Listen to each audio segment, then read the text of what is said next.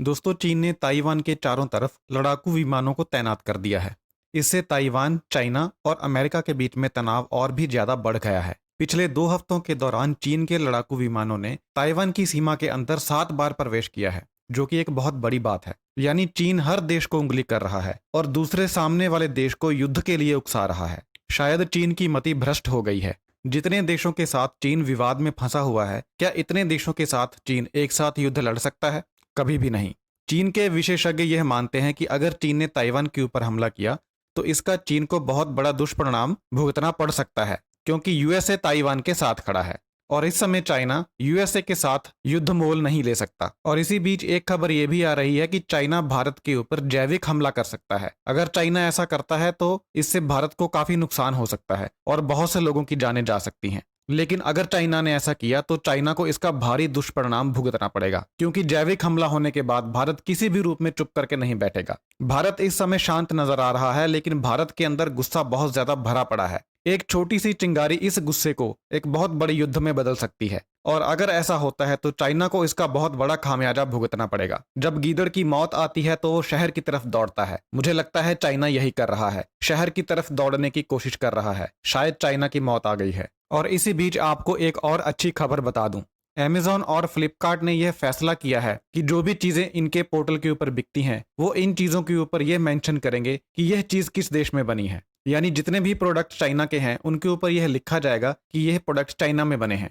इससे boycott China की मुहिम को बहुत ज्यादा बढ़ावा मिलेगा, क्योंकि अभी तक आम लोगों को पता ही नहीं चलता कि कौन सी चीज चाइना में बनी है और कौन सी चीज किसी और देश में बनी है। लेकिन कुछ ही हफ्तों के बाद जब Amazon और फ्लिपकार्ट के ऊपर यह लिखा जाने लगेगा कि यह चीज कौन से देश में बनी है, तो लोगों को साफ पता चल जाएगा कि चाइना की चीज कौन सी है और दूसरे देश की चीज कौन सी है। इससे अगर लोग चाहें तो चाइना की चीज को खरीदना बंद कर सकते हैं। अगर ऐसा होता है तो चाइना को बहुत बड़ा नुकसान झेलना पड़ सकता है। मेरे हिसाब से यह इन कंपनियों के द्वारा देश हित में लिया गया एक बहुत बड़ा फैसला है। कुछ लोग यह कहते हैं कि सरकार यह क्यों बोल रही है कि चाइना का सामान मत खरीदो। सरकार सीधे सीधे चाइना की चीजों के ऊपर बैन क्यों नहीं लगा देती? तो मैं आपकी जानकारी के लिए बता दूं कि सरकार अभी के लिए फिलहाल ऐसा नहीं कर सकती, क्योंकि भारत वर्ल्ड ट्रेड ऑर्गेनाइजेशन का हिस्सा है और चाइना भी वर्ल्ड ट्रेड ऑर्गेनाइजेशन का हिस्सा है। और इस समझौते के अनुसार भारत चाइना की बनी चीजों के ऊपर बैन नहीं लगा सकता, बल्कि जो भी देश इस समझौते के अंदर आते हैं वह एक दूसरे के देश में बनी चीजों के ऊपर बैन नहीं लगा सकते हैं। हाँ, वो टैरिफ जरूर लगा सकते हैं, चीजों के ऊपर टैक्स को बढ़ा सकते हैं ताकि चीजें महंगी हो जाएं। और इसी बीच एक खबर यह भी आ रही है कि पाकिस्तान लगातार अपने परमाणु हथियारों का जखीरा बढ़ा रहा है।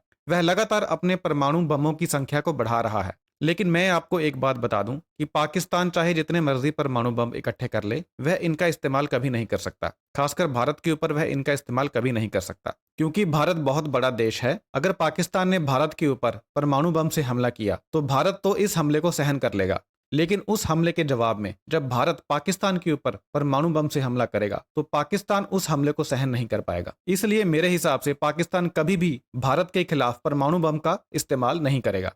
वह सिर्फ भारत को डराने के लिए ऐसा कर रहा है। इसी बीच एक खबर नेपाल से आ रही है।